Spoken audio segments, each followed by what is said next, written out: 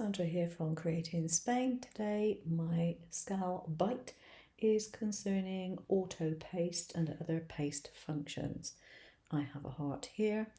If I right click, I can copy.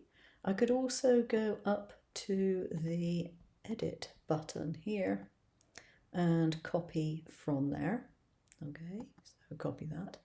Now I have different paste functions. If I just go to paste, it pastes one slightly off from the original, so I can do that.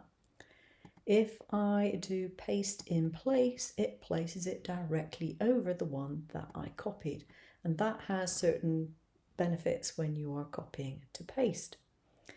And if I move all these out the way, if I go to paste autofill, it will fill the entire page with my items. So that is the auto paste, the copy and paste, and the paste in place.